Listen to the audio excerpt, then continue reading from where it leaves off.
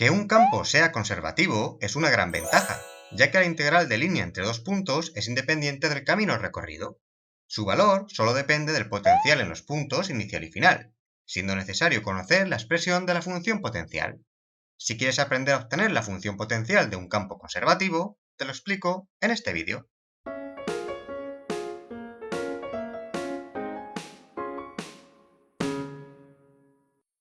Hola amigos de la ciencia y la tecnología, bienvenidos ingeniosos. En el vídeo de hoy continuamos hablando de campos vectoriales conservativos, que son aquellos que cumplen las propiedades que vemos en pantalla y que tenemos analizadas más a fondo en un vídeo previo que os aconsejo ver. En este vídeo nos vamos a centrar en la propiedad que dice que un campo vectorial conservativo deriva de una función potencial, lo que quiere decir que el campo vectorial f es igual al gradiente cambiado de signo de la función potencial v. En matemáticas, el signo negativo no es necesario, pero en física sí suele aparecer. ¿Cuál es el motivo? Lo vemos claro si recordamos en qué consiste el concepto de gradiente de un campo escalar, que también lo tenéis explicado junto a los conceptos de divergencia y rotacional en otro vídeo del canal. Imaginemos que tenemos una función escalar de dos variables, x e y, que marca la altura de una montaña. El gradiente de esta función es un campo vectorial, es decir, a cada punto x, y de la montaña le asigna un vector con dirección, sentido y módulo. La peculiaridad de este vector es que está orientado en la dirección de máximo crecimiento. En el caso de la montaña, indica la dirección que tiene mayor inclinación. Si siguiéramos siempre la dirección que marca el gradiente, subiríamos la montaña por el camino más empinado. Siguiendo este concepto, veamos lo que ocurre en el caso del campo eléctrico, que es un campo conservativo. Sabemos que una carga eléctrica positiva genera un campo eléctrico radial saliente. Además, la misma carga genera un potencial eléctrico a su alrededor, el cual decrece según se incrementa la distancia hasta la carga, por lo que dados dos puntos A y B, el potencial eléctrico del punto B debe ser menor que el potencial eléctrico del punto A, ya que está más alejado. Hemos dicho anteriormente que el campo eléctrico es un campo conservativo, y deriva entonces del potencial eléctrico, es decir, está relacionado con el gradiente del potencial. Sin embargo, el gradiente es un vector dirigido hacia la carga, mientras que el campo sale de ella, por lo que para que esto tenga sentido hay que introducir el signo negativo, indicando que el campo eléctrico tiene el sentido contrario al gradiente del potencial eléctrico. En definitiva, el campo se dirige desde los puntos de mayor potencial a los de menor valor, y esto es algo que ocurre en todos los campos conservativos estudiados por la física. Conocer la expresión de la función potencial es una gran ventaja, así que vamos a aprender el método para obtenerla con el siguiente ejemplo de campo vectorial. Este campo es conservativo, ya que su rotacional es igual a 0, como comprobamos en el vídeo sobre campos conservativos que tenéis en las tarjetas. Se cumple que el campo f es igual al gradiente cambiado de signo de la función potencial v, de modo que la primera coordenada del campo es igual a la derivada de v respecto de x, cambiado de signo. La segunda es igual a la derivada de v respecto de y, cambiada de signo, y la tercera a la derivada respecto de z, también con un signo menos. El método para obtener la expresión de v comienza integrando una de estas expresiones, la que nosotros elijamos en función de la dificultad. En este caso vamos a empezar, por ejemplo, por la primera coordenada del campo. Integramos respecto de x, ya que la primera coordenada del campo es igual a la derivada parcial de v respecto de esta variable cambiada de signo. Esta integral es muy sencilla, ya que la z es una constante. Cuando realizamos una integral de este tipo, siempre hay que añadir una constante, pero aquí está el detalle. El campo depende de varias variables, pero nosotros solo hemos integrado respecto de x, por lo que tenemos que añadir una función que dependa de las variables z e y. Esto tiene lógica. Si la función g solo depende de z e y, al derivar respecto de x desaparece, ya que se trata de una constante respecto de esta variable. El error estaría si en lugar de g escribimos una constante c, ya que estaríamos olvidando el resto de las funciones posibles que no dependen de x.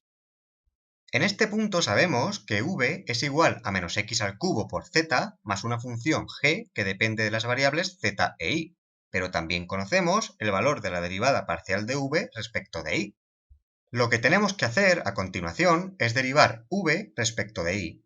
Como menos x al cubo por z no depende de y, nos queda únicamente la derivada parcial de g con respecto de y, lo cual es igual a menos z al cuadrado menos el coseno de y. Nuestro objetivo ahora es calcular el valor de la función g, por lo que tenemos que integrar respecto de la variable y. La integral es inmediata, y como nos ocurría antes, tenemos que añadir una constante al resultado. En este caso, será una función que depende de la variable que no hemos integrado todavía, es decir, la variable z. Ahora podemos actualizar el valor de la función potencial v, sumando a menos x al cubo por z el valor de la función g, que es menos z al cuadrado por y menos el seno de y más la función h, que solo depende de z. Queda un último paso por realizar. De nuevo, conocemos el valor de la derivada parcial de v respecto de z. Si derivamos la expresión que tenemos del potencial respecto de esta variable, resulta menos x al cubo menos 2iz más la h', que es la derivada de h respecto de z.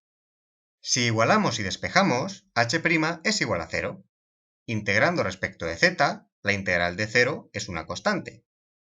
Como ahora h sí es una función que solo depende de una variable, que es z, no tenemos que añadir ninguna función que dependa de las otras variables, y la constante es un número c. Sustituyendo la expresión de v, obtenemos finalmente el valor de la función potencial de este campo vectorial en todos los puntos x y z del espacio.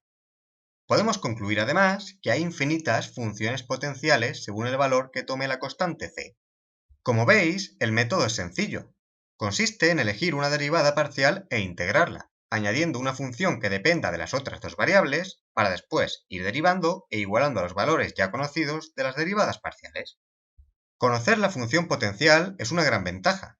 Si quisiéramos calcular la integral de línea del campo f a través de una curva c entre los puntos a y b, deberíamos realizar la siguiente integral, donde en función de la expresión de la curva puede resultar tedioso y complicado. Gracias a que el campo es conservativo y conocemos el potencial, el valor de la integral de línea puede obtenerse simplemente evaluando la función potencial en los puntos inicial y final, sin necesidad de integrar nada.